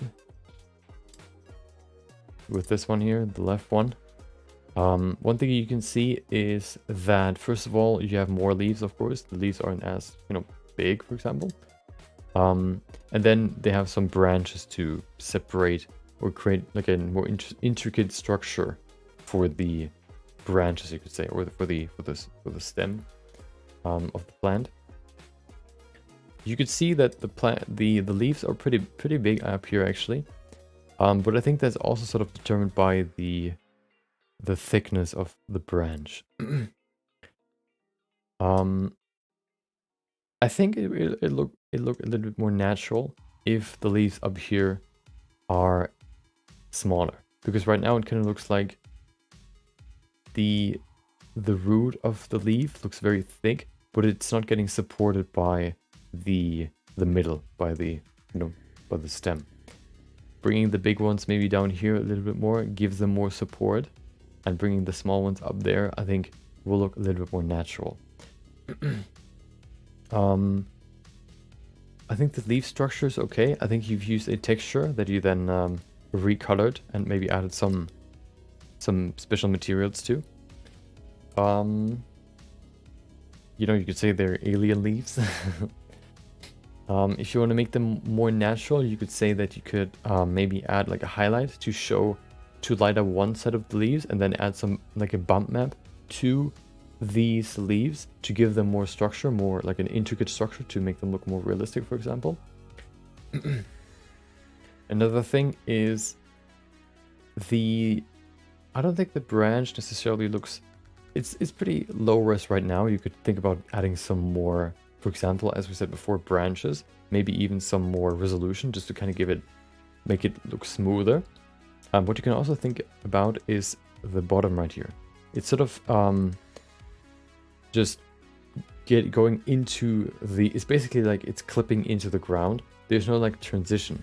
Of course, you could say, well, I focus on like the animation, creating this plant instead of the ground. The ground is just to emit these three. Well, yeah.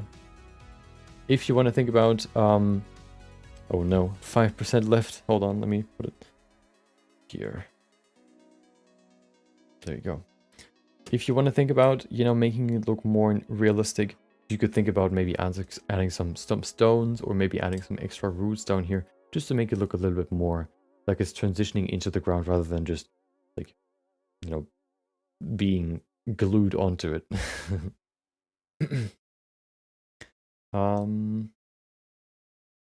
Yeah. Let's go to the animation. Let's look at the animation. I'm going to open it in Photoshop again just because it's easier. Blender crashed the last time we used an animation. Or we looked at an animation. Let's look at it. You could see the leaves growing out of the ground.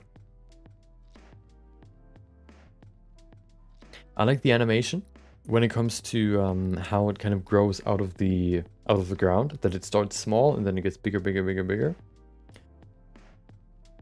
Da-da-da.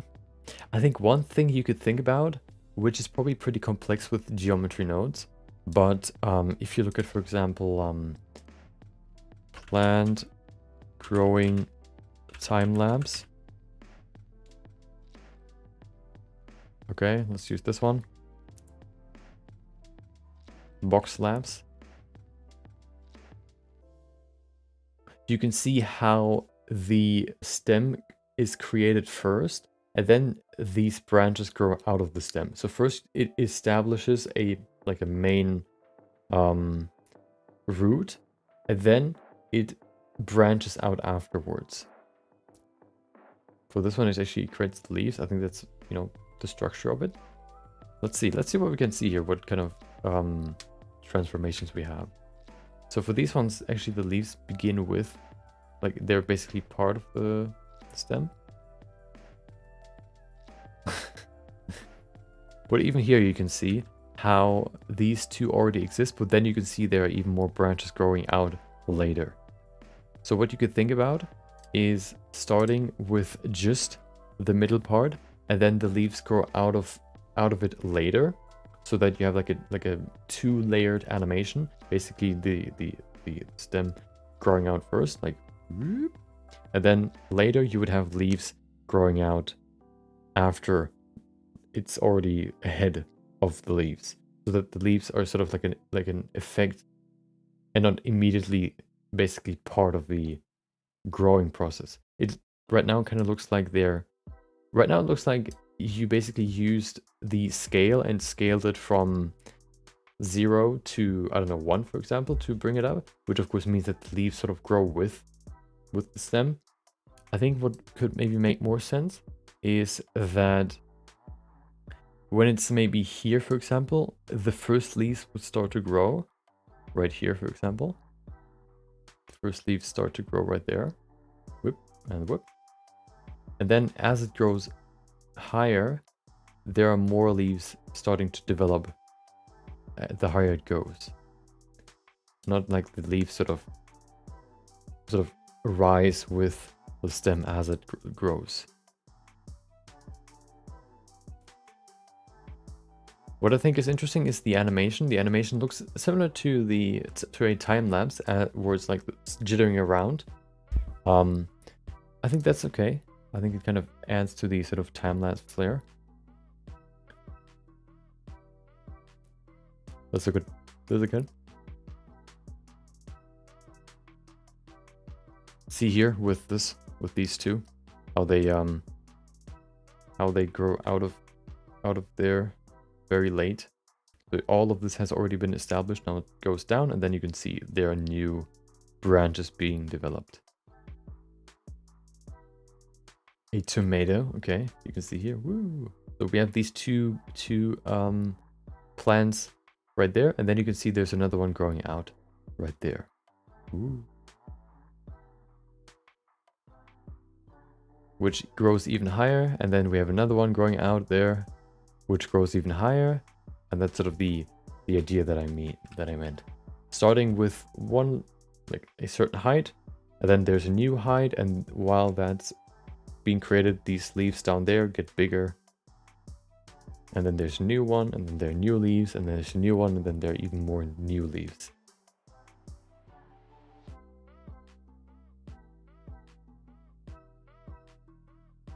Oh. Barley. Never heard of that. What's that? Oh. Yeah, these ones basically just scale up. Like, they just get bigger.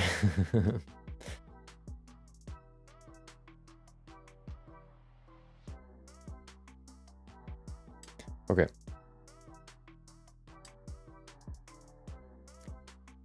Yeah. To recap, let's go through the things. Wait, let's just look at the messages that you sent. Maybe a little bit more. Nope. Okay. Yeah. About geometry nodes. Yeah. In general, making maybe the leaves at the top smaller than the ones in the middle or at the bottom to kind of, I guess, convey that they're being supported by the main root or the main stem, so that these big leaves are somewhere down here rather than up there, because currently they're thicker than the middle thingy. Then maybe giving these leaves some, like a bump map to give them smaller bumps. You can already see like a leaf structure. If these leaves already have like or also have a bump map, I think that could help with the overall realism, for example, or the overall look, give them some more detail. You can also highlight that detail by giving them maybe like a light that is coming from that back here, maybe like a sun that is rising, that can give these leaves a contrast where one side is lit by this light at the side, and the other side is dark, which creates this sort of gradient where you can show the structure of the leaf. Then for the animation, maybe if that's possible, I don't know too much about geometry nodes, but maybe make it so that the first leaves, basically the stem can you know, just scale up like this. I think that's okay. But maybe it's possible to let these leaves start right here and stay on the same position, and as it grows higher, there are new leaves being created that sort of rise higher and higher and higher. As the stem goes higher, there are new leaves, and then it goes even higher, then there are new leaves, goes even higher, and then there are new leaves. Sort of in this vein. And then at the end, you get to the final plan.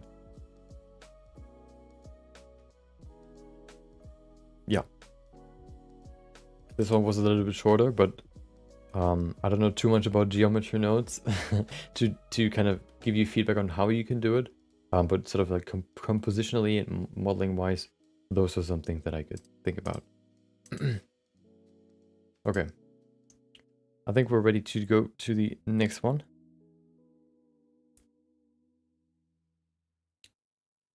Nope. Which is by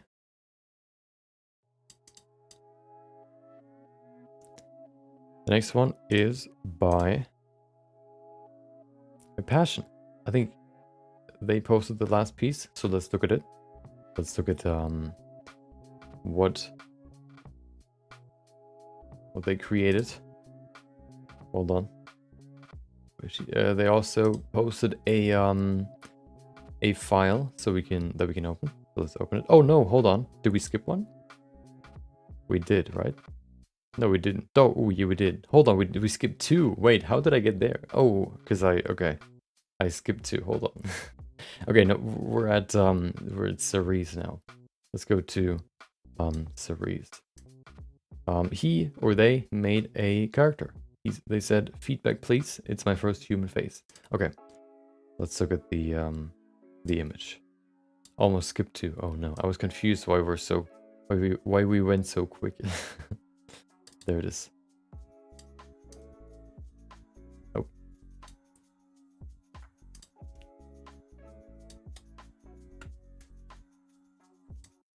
There you go.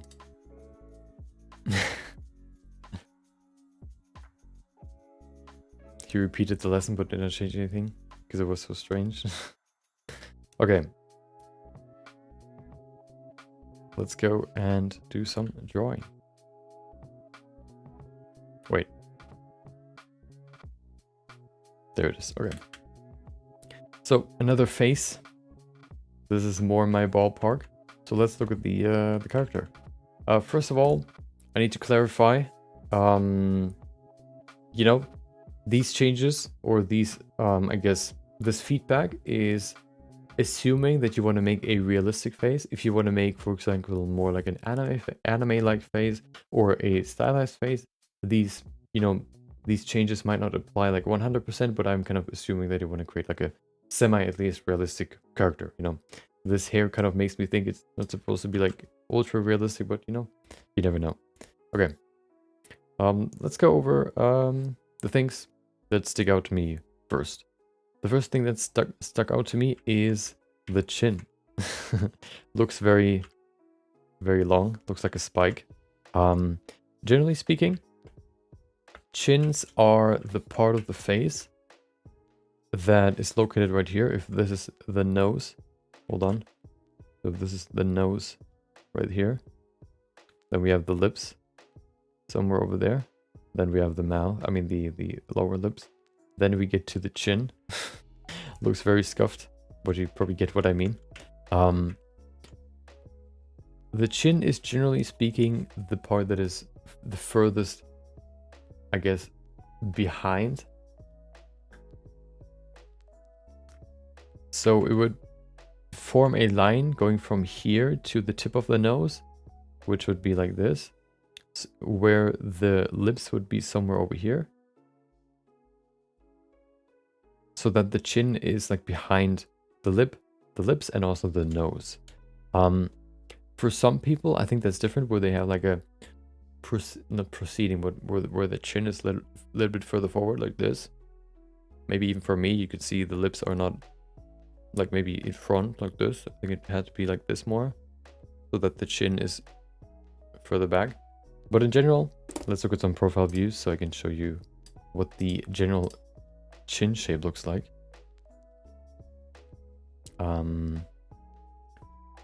Head profile. Why hairstyle is so in reality. Gonna jump in bed and continue watching. Okay, enjoy your night. Let's go into the profile view. I think this one is pretty fitting. You can see how the nose is the furthest forward, and then we have like the lips are maybe not the furthest forward, but you can see the chin is at least behind the nose. It's the same case here, but I think what I want to kind of stress more is the shape. You can see how it's like this inwards curve, and then it goes like this, like an outwards curve.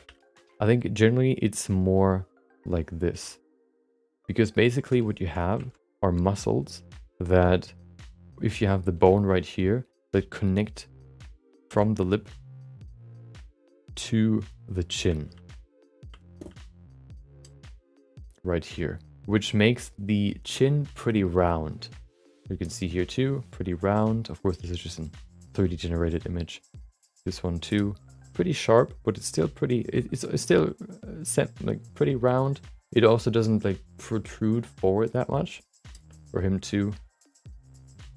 For her, it's almost not moving forward at all. For him, it's actually going pretty far forward, but it's still round. See how it's like round, like right there? For him, going almost straight down, still round though. So I think one thing that you can do is to make it rounder and then give it some like round off the tip right here. Let's open it in Photoshop so we can do some changes. Okay.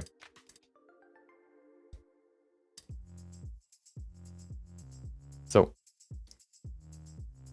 first of all, oh, hello. Laggy. There you go. First of all, the chin can be a little bit rounder and a little bit less pointy. I guess they sort of say the same thing. So we make it a little bit rounder here and then add some, less pointy and then add some roundness here. There you go. To, yeah, make it look a little bit more realistic. There you go. So this is after, that's before, after, or after. That was the first thing that kind of jumped out to me. The next thing is down here in the mouth area. Oh, right here, this area. Generally, if you look at a face, you can see the jaw goes up. For me, for example, it goes up like this, diagonally up to the ears. But there's still a line that goes horizontal to the neck. And this area basically here that fills this room, this triangle, is for the tongue or for the mouth in general. That's basically where the tongue rests and then transitions to the neck. So we would have to kind of fill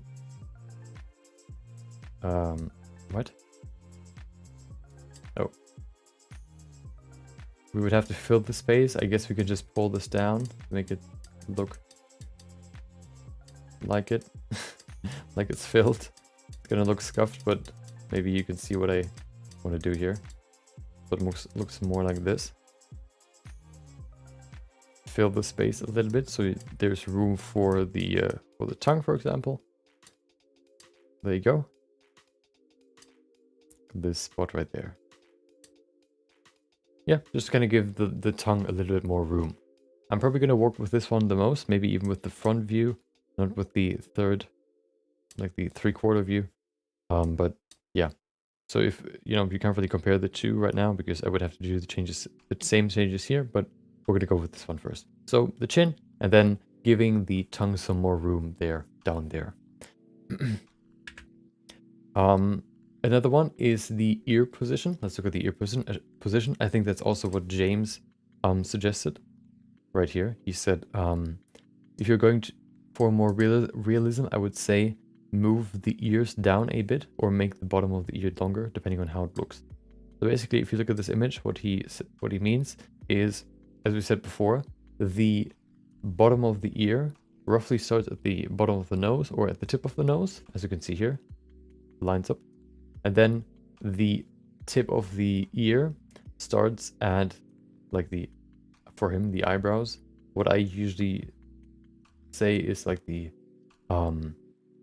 eyelid here. Punk had those hairstyles in the 80s. I mean, I guess. RTX 3080 full computer is only like 2500. Okay. Are you considering buying it? So if we look at the ear right now, you can see if this is the nose tip or the bottom of the nose, you can see how there's still room for the ear to fill. If you look at the eye, you can see this one lines pretty well. It lines up pretty well. The top looks pretty good. Just the bottom, there's a lot of room that needs to be filled by the ear. So let's change that. Let's adjust it. Bring the ear lower. Let's bring it all the way to there. And then we can make it rounder. Right there. Perfect. Before, after. Just give the ear, make the ear a little bit bigger. Align them with the nose tip or bottom of the nose, as well as the eyebrow. Between the eyebrow and the eye, basically. Yeah. There you go. So that's for the ear. Let's see. Another thing that jumps out to me is the eyebrows. I think like these ridges here, these, you know, these hooks, let's say, are the eyebrows themselves, so the hair maybe. Generally speaking, eyebrows are basically made out of two things. First of all, the muscles, or the skin and muscles of the face. So if you do this, you know, the folds and all that gets created by my expression is part of the eyebrow. Also, if I do this, you know, you can see how it kind of raises, for example, the hair, but it also raises the skin. So both of that, like the skin is part of the eyebrow, but also the hair itself. The hair sort of more gives the eyebrow like a more specific shape. You can still see eyebrows moving even though you might not have hair, for example. So if you shave your eyebrow hair, you can still see that your eyebrows are moving. But you know, the second part of, I guess, average eyebrows would be the hair.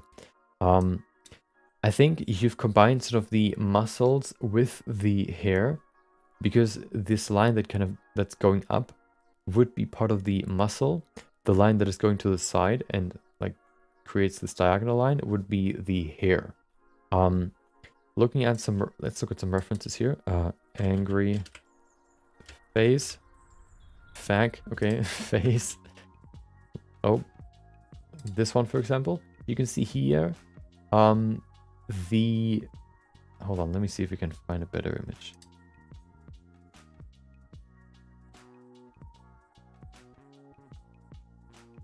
Here, you can see there's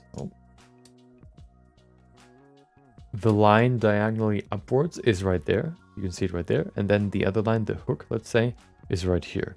So that's the hair. And then the thing that's going up is the muscle underneath the skin. I think you can lower this sort of line going upwards. This one right here, this one here, these two in the middle.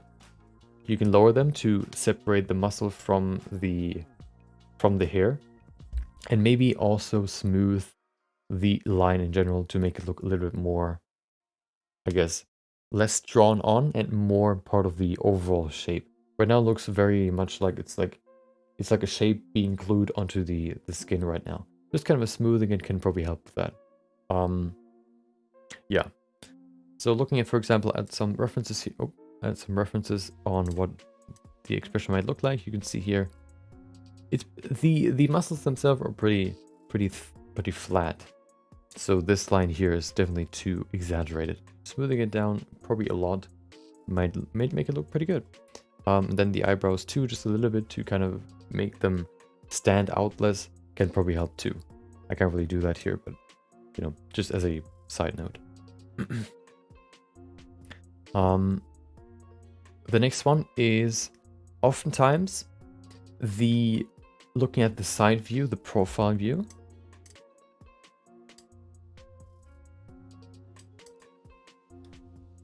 The profile view, oftentimes the corner of the lip is further back in this direction than the end of the nose. So if my nose ends right here, you can still see my mouth here. So there's a distance between the nose and the mouth. So the mouth is basically further in the face, I guess, in the profile view than the nose. You can see right here, the corner of the mouth is basically on the same level, or maybe even further forward than the end of the nose or the nostril. So you can bring it back a little bit over here, give it some more three-dimensionality. Right now you can see the lips look pretty flat. You could pull them back a little bit. You can bring them further back like this. Oh, yeah, it's kind of hard to do that on this side, but we can do it on this side. There you go. Give them some more room there. There you go. See, now the mouth is further back than the nose, basically. Yeah, so this way you can shape the head a little bit more, give the mouth some more three-dimensionality. Basically, lips are basically just lying on top of the teeth. And if you look at teeth, for example, or if you look at a skull,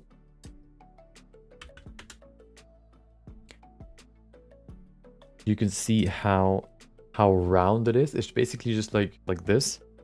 If this would be the teeth, you know, here the eyes are somewhere over here, you know, those would be the teeth, you know. Hold on, there, he's speaking.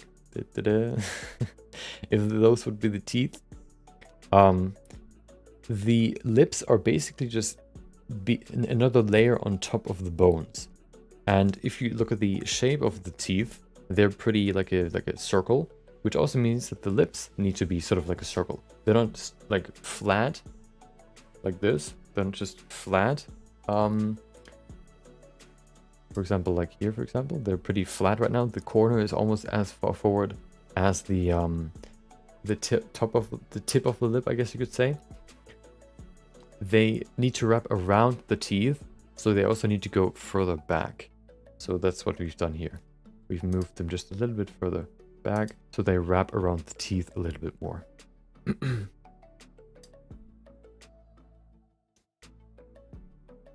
Wait, didn't mean to post that there. Wait, what did you post? You deleted it? Oh, no, you okay. What a Chad looking dude. The model looks good. Yeah, it looks pretty good for the first character. It looks pretty good. Welcome Night Owl. Hope you enjoyed your Thursday. No, not Thursday. Wait, Thursday, right? Yeah, Thursday. Hope you enjoyed your Thursday. Okay. That's another thing, kind of bringing the, you know, making the lips wrap around the teeth more and bringing them further back to give some, add some more three-dimensionality in the face. And yeah, basically. Another thing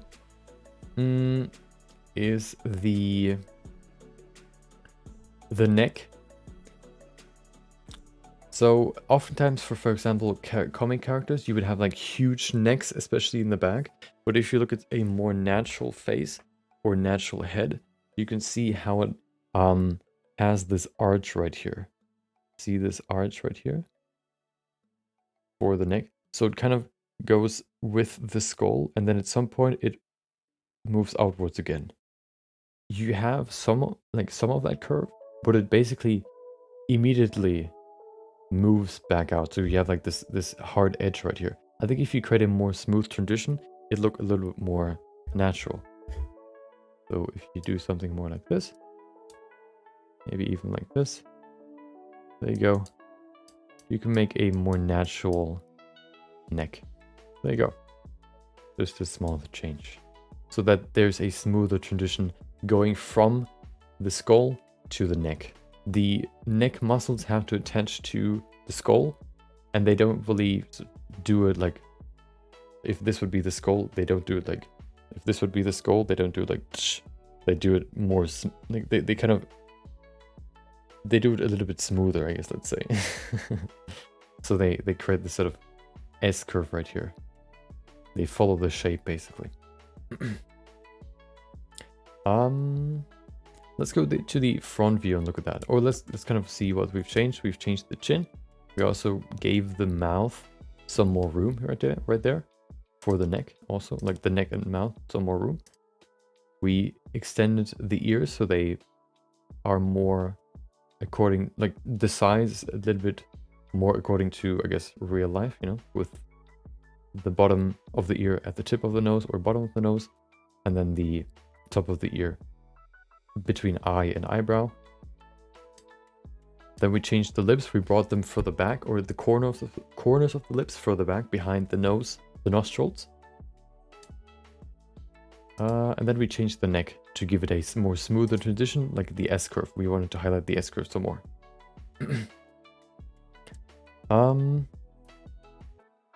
Okay, let's talk some general rules. I think you can make the face a little bit wider. Maybe even you could maybe even move it closer together. But let's just make it wider a little bit, like this. Give it some more room. I think that can help. Maybe even the eyes just a little bit. Okay. No.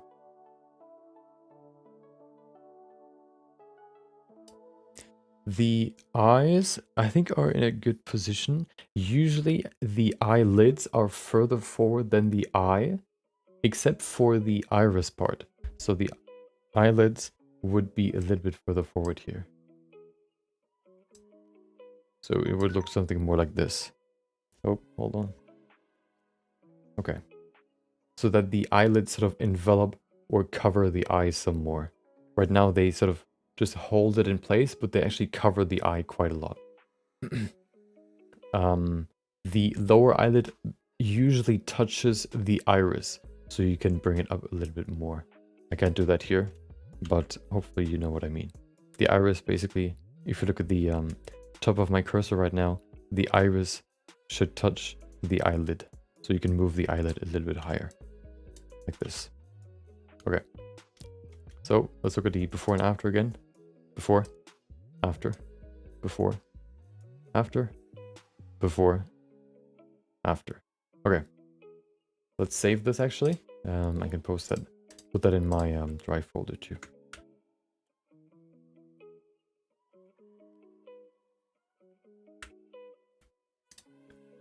Okay.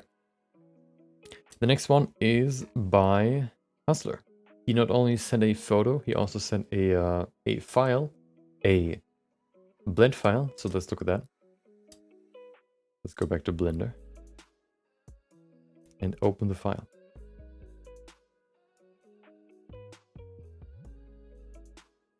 There you go. Oh.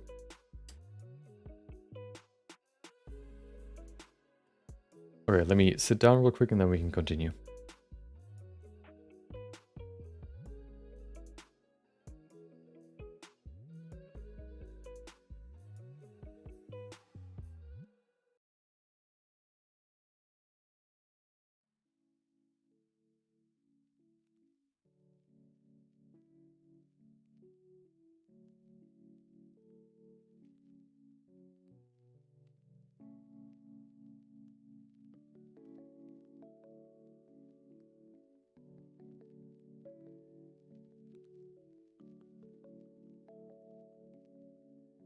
Okay. So, vodka time. Okay. Oh, he also did the 3-camera angle view. Okay. Let's look at his body. He now transitioned from only the face to a full body. So let's look at it, give it some feedback. There you go. So, oh, wait, what? There you go. Okay. So what can we critique? First of all, let's look at general proportions. One thing that stuck out to me, or that kind of jumped into my eyes, stung into my eyes immediately, was the leg proportions. Generally speaking, when you think about the limbs of somebody's body, generally speaking, the first part of the limb and the second part are the same length, which means the upper arm is as long as the lower arm. Same for the legs. The thighs are as long as the calves. Currently, it looks like the thighs are longer than the calves, so we can move the knees a little bit higher. Oh. Let's see. I think now they're in a more reasonable position. Just move them a little bit higher. So the distance from here to here is roughly as long as from here to here. Another fun fact, hold on, let me check that real quick. The legs, each individual part of the leg is as long as two, let me check that real quick just so I don't say anything wrong. No, hold on. There was something. It was either 2 hand lengths equal thigh and calf length, or 1 forearm length equals thigh and calf length. One of these two. But yeah, you can also just say half-half for these two, and half-half here too. One thing to keep in mind though, if you kind of estimate the length for forearm and upper arm, is you need to keep in mind that the upper arm gets slightly covered by the shoulders, so the upper arm will oftentimes look shorter than the forearm, but they're actually the same length. or at least the bones. Now let me ask you this, okay? What's up? Yeah, that was the first thing that you can keep in mind. Let's look at the general. I think the general proportions look good when it comes to head size to body. Let's see. 7.5 is like the average height, you could say, maybe a little bit less even. Oh no, wait, how much focal length? 100. Oh no. Okay, let's see if the head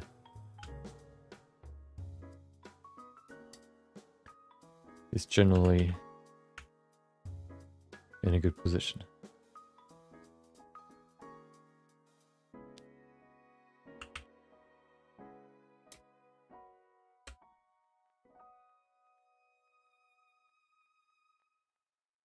There you go. Okay, we say add modifier array.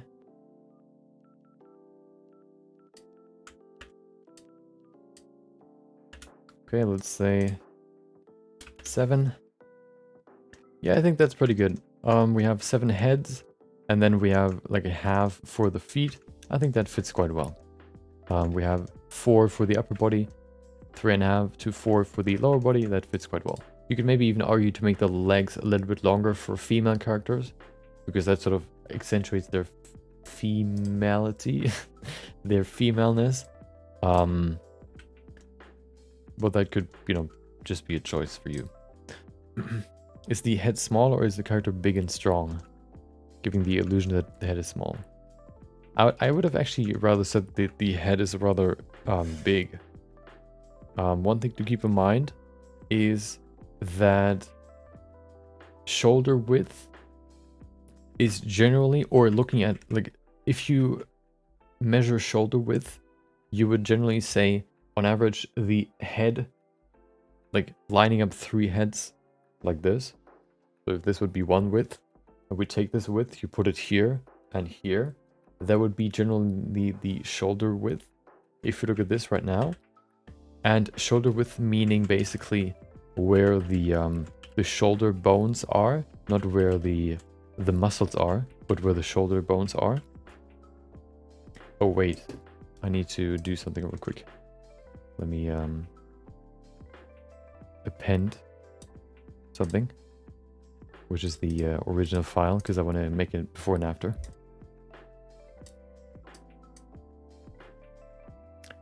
There you go. Oh, let me save this as version 2. Version 2. Okay, let's append it now.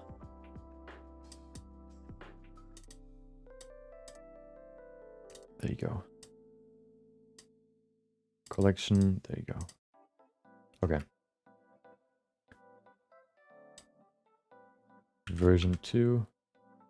No. Version 1 and version 2. Comparing it, this is 1. Yeah, that's the new one, that's the old one. Okay. No, shallow head as I do watch. Yes, what's with the hips and shoulders comparison? Yeah, hold on. We're getting there. There you go. Okay. Welcome back, Miss Pandiff. Or Mrs. Pandiff, or whatever. Yeah. Hope I pronounced it somewhat right. Okay. So let's finish the shoulders first. Generally speaking, 3 heads next to each other equal shoulder width. If you look at the head right now, let's make the cursor roughly as big as the head is. Okay. It would be a little bit wider, maybe not this wide, but definitely a little bit wider, because right now it's pretty close. Oh, bring it a little bit further out, not too much. I think that's pretty good. I can't look at, I don't want to Google female body, and I think finding an image that is not nude is hard to find good reference. We could use the male model. Of course, it's a little bit skewed when it comes to proportions, but oh, hold on. Here it is. Aha. So we have 2, I should scan these. We have 2 images right here. We have one female and one male. Hold on. There you go.